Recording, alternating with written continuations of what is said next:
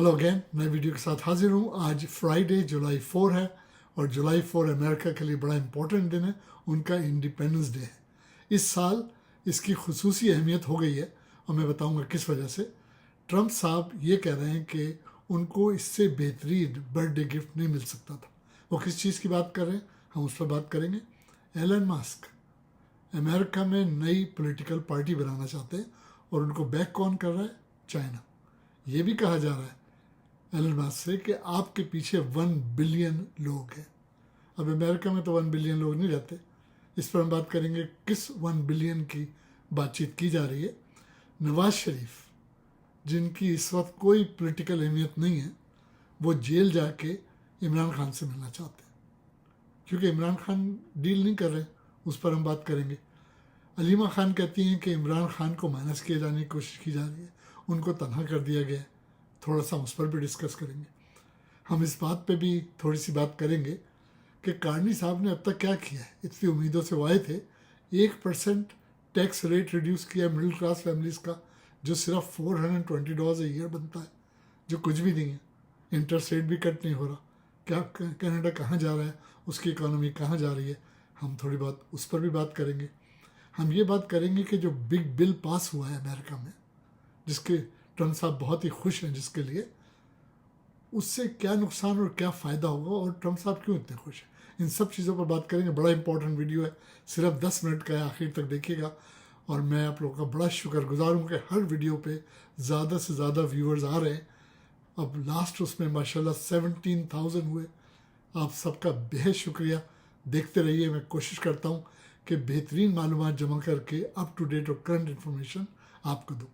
तो चलिए जनाब, 4 जुलाई की निस्बत से हम बात करते हैं कि अमेरिका का इंडिपेंडेंस डे और 249th यानी तकरीबन 250 साल पहले अमेरिका को ब्रिटेन ने आज़ादी दी थी। वो न्यूयॉर्क में जो लगी है ना औरत, आपने देखा होगा पानी के पास, वो स्टैच्यू ऑफ लिबर्टी, वो उसकी निशानी है कि अमेरिका को आज़ादी मिली थी। और अगर आप फिलाडेल्फिया गए तो वहाँ आपने देखा होगा बेल लगी है जो बीच में से टूटी हुई है, यानी कहना चाहिए क्रैक्ड, चिटकी हुई है। वो भी इंडिपेंडेंस डे की एक निशानी है और तोहफा कह लीजिए, वट एवर। तो जनाब 20 आज जो है उनका 249th इंडिपेंडेंस डे और ट्रंप साहब फरमा रहे हैं कि बर्थडे यानी अमेरिका की बर्थडे पे इससे अच्छा गिफ्ट नहीं मिल सकता था। वो गिफ्ट ये है कि उनका बिग बिल जो तकरीबन 8 ट्रिलियन, जी हाँ ट्रिलियन, बिलियन नहीं, 8 ट्रिलियन का था, कांग्रेस ने पास कर दिया। ट्रंप साहब बहुत ही खुश हैं। एलन मस्क जो अलहदा हुए थे ट्रंप से, जिनकी आर्ग्यूमेंट और लड़ाई हुई थी मुबैना तौर पे, उसकी एक बड़ी वजह ये भी थी कि वो इस बिल की फेवर में नहीं थे। अब इस बिल में वैसे तो बहुत सारी चीज़ें हैं, आई एम श्योर आपका इंटरेस्ट नहीं है। सीधा सीधा बातें मैं आपको बताता हूँ कि इस बिल में डिफेंस पे बड़ी स्पेंडिंग होगी, डिपोटेशन जो लोगों को किया जा रहा है उस पर स्पेंडिंग होगी। और इस बिल में एक बात ये भी है जिसकी पाकिस्तान इंडिया का अफेक्ट हो रहा है और शोर कर रहे हैं पाकिस्तान इंडियन, कि जो रेमिटेंस, फॉरेन रेमिटेंस भेजते हैं अमेरिका से लोग, उस पर 1% टैक्स लगेगा। अब इंडिया जो है इतना बड़ा मुल्क है, सिर्फ इंडिया के लोग अमेरिका से $32 बिलियन भेजते हैं। अब उनको उस पर 1% टैक्स देना पड़ेगा। ये भी बिल का एक हिस्सा है और बहुत सारी चीज़ें। तो इस पर इंडियन बड़े शोर करे। अगर आप इंडियन चैनल देखें तो काफ़ी शोर करे। दूसरा ये कि एक large some of amount Trump साहब शिप बिल्डिंग पर स्पेंड करना चाहते हैं। अगर आपको याद होगा, मैंने पिछले वीलॉग्स में आपसे कहा था कि जो पानी है ना, पानी के ज़रिए तिजारत होती है पूरी दुनिया में, यानी सी पे जिसकी राजधानी है वही बादशाह है। और इस वक्त चाइना का कंट्रोल है, टोटल कंट्रोल। तो अमेरिका में जितनी चाइना से चीज़ें शिप के ज़रिए आती थी, ट्रंप साहब ने पहले भी कहा था कि उस पर मैं टैरिफ लगा दूंगा, मेरा ख्याल है क्रेजी 300% टैरिफ और समथिंग। और जब से ट्रंप साहब ये कह रहे हैं कि ऐसे शिप अमेरिका में बनने चाहिए, लेकिन अमेरिका के पास इतना बड़ा बजट नहीं था। अब इसमें बजट दिया जाएगा शिप बिल्डिंग में, उस पर बड़ी स्पेंडिंग होगी। अगर आप लोग को इंटरेस्ट हुआ तो मैं इस पर एक वीडियो करके आपको डिटेल बताऊंगा इसके बारे में। दूसरी जानिब जो एलन मस्क साहब हैं, वो पर तोल रहे हैं कम से कम मुबैना तौर पे कि वो एक पॉलिटिकल पार्टी बनाना चाहते हैं। देखिए, ट्रंप से जब उनकी ना इत्तेफाकी हुई थी तो ट्रंप ने उनको ये कहा था कि ख़बरदार अगर डेमोक्रेट्स को सपोर्ट किया, क्योंकि एलन मस्क तो बिलियनर आदमी है, पैसा बहुत है उसके पास। और बगैर इलेक्शन, यानी वो नॉन इलेक्टेड आदमी था और ट्रम्प ने उसको इतनी बड़ी पोजीशन दे दी थी, तो ट्रम्प को डर ये था कि वो डेमोक्रेट्स के पास चला जाएगा। अब ये बताया जा रहा है कि एलन मस्क साहब जो है वो एक पॉलिटिकल पार्टी बनाने वाला है, नई पॉलिटिकल पार्टी। और उस पॉलिटिकल का पार्टी का पूरा नाम तो मैं आपको नहीं बताऊंगा, लेकिन उसमें अमेरिका भी आता है। अब एलन मस्क साहब को यकीन दहानी कराई जा रही है कि 1 बिलियन लोग आपके साथ हैं। अब इंडिया, अमेरिका में तो 1 बिलियन लोग नहीं रहते। 1 बिलियन या इंडिया में या चाइना में, और दुनिया में किसी और जगह इतनी बड़ी पॉपुलेशन नहीं है। तो इंडिया तो उनको एश्योरेंस नहीं दे रहा, लेकिन चाइना ज़रूर दे रहा है। बताया जा रहा है कि चाइना एलन मस्क को पूरी तरीके से बैक कर रहा है। और ये कोई ये नहीं हुआ कि ऑल ऑफ ए सडन हो गया कि ट्रम्प की मुखालिफत में या चाइना खड़ा हो गया।